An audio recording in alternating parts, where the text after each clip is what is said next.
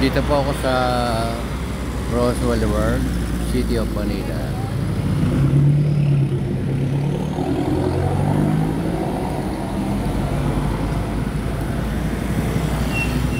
Yan pong building na yan po yung Cultural Center of the Philippines. Ito po ang Roswell World.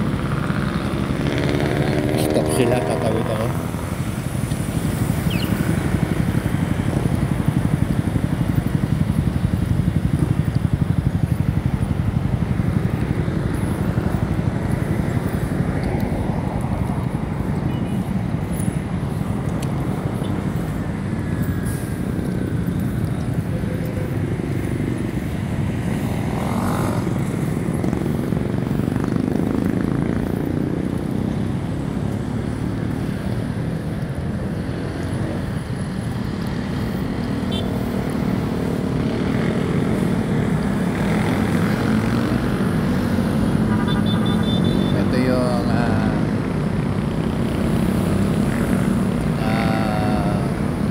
Tapat ng Cultural Center. Ganda ng tubo ng damo rito.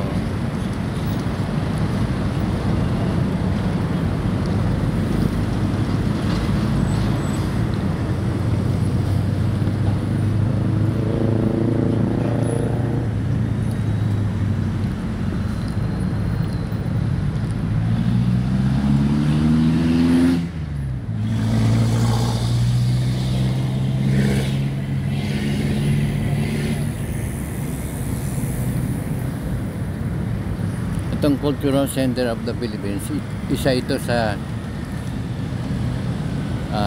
pinatayo ni dating First Lady Imelda Marcos noong panahon ni dating Pangulong Marcos. Yung mga building na ito, yan ang nasa tapat ng Cultural Center. Ito yung Bangko Center ng Pilipinas na dati ay Central Bank of the Philippines. Pinalitan yung pangalan. Yung pala sa kaliwaan, yung pala yung Department of Finance building.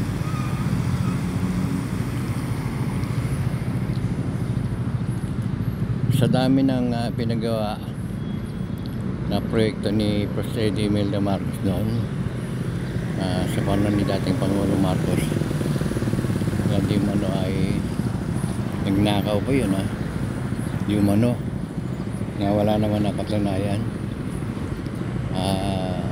Maraming pinatayo gaya ng North Expressway, South Expressway.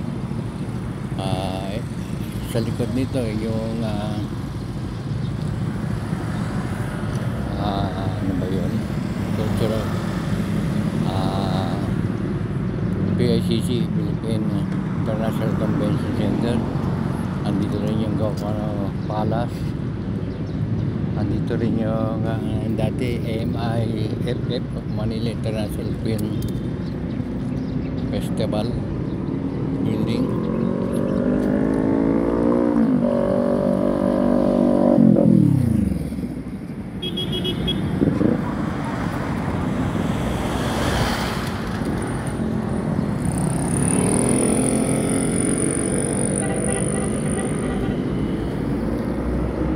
Kaya may mga harang doon na under construction yata itong Cultural Center of the Philippines. Sa maraming pinagawa ni dating Pangulong Marcos na proyekto na di mo na magnanakaw na wala naman napatunayan. Yung LRT kay Marcos yan dati ako nagtrabaho sa CDCP, Construction Development Corporation of the Philippines. Noong panahon nagtatrabaho ko sa CDCP, tinayo ang LRT dyan sa Top Avenue.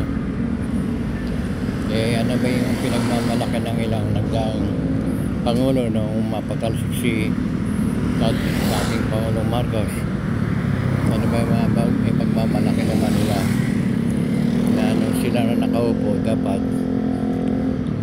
nagpaking tanggila sila na masama si Marcos kaya pinatalsik.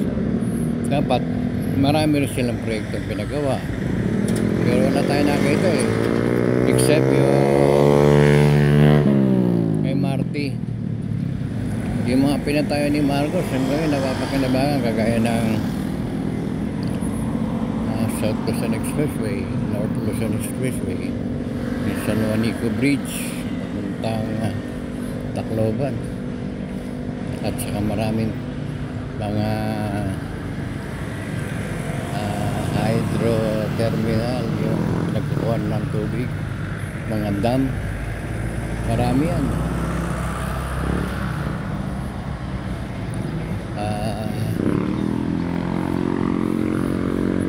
Hindi ko na kasi matandaan yung iba pang mga proyekto ni dating Pangulong Marcos.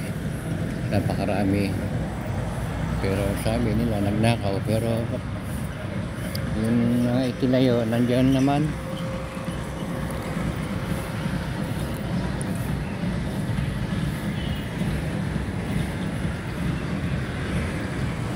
Ito, Little Theater entrance ng Cultural of the Philippines, Cultural Center of the Philippines. Under construction pala. Luma na kasi siguro, tinitibayan.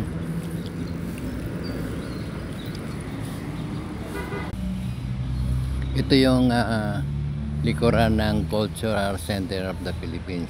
Yan o. Buong buo pa o.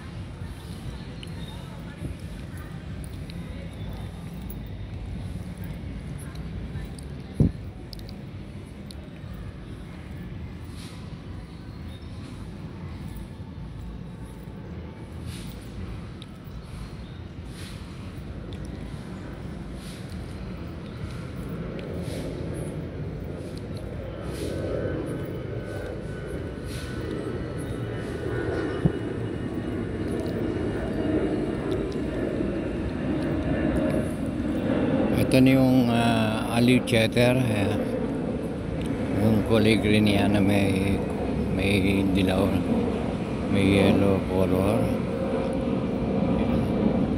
Dati bakanting lote yan, parang ni dating Pangulong Marcos. Ngayon ay itinayuan, nakalagay yan Aliw Theater.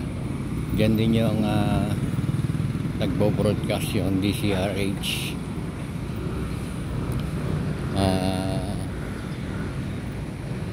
Ayan yung Star City, wala pa yan dati.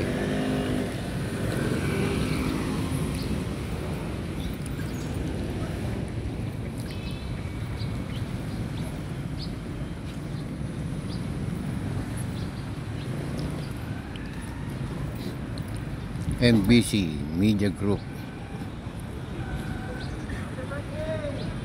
Ang ibig sabihin ng MBC, Manila Broadcasting Company. Yan yung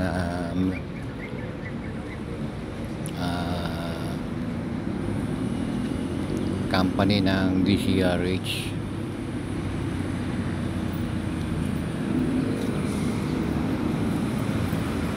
Ito, nakabakod yung Cultural Center of the Philippines, nakabakod. Malamang under renovation.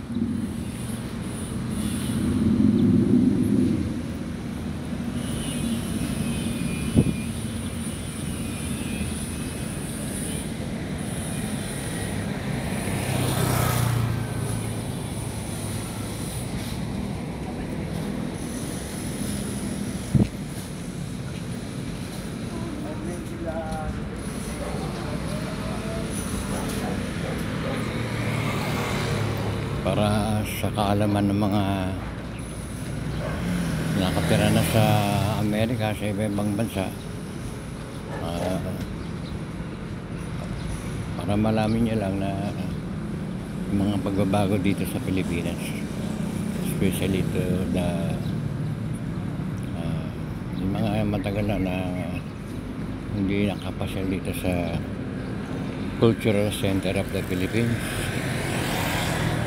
dito sa Rose Boulevard.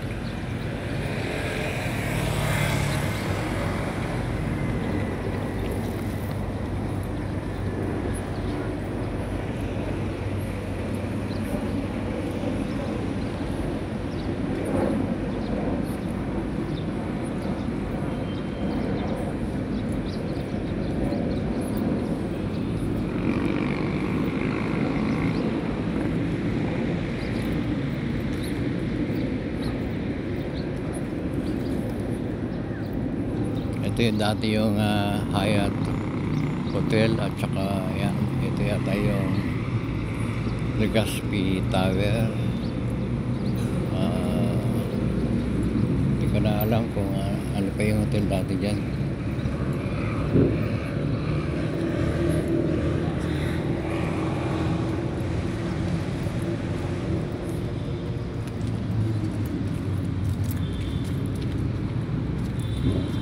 Dito ulit ako sa harapan ng Cultural Center of the Philippines. Ayun,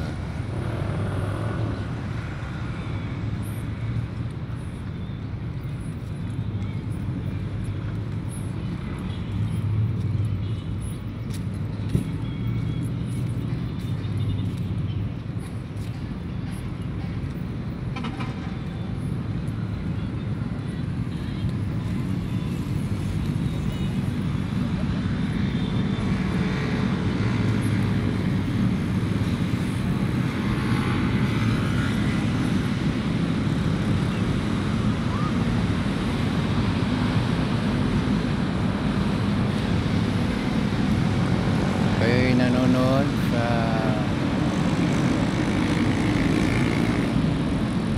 Danilo Dizon TV. Maraming salamat po sa inyong panonood. Please like and subscribe.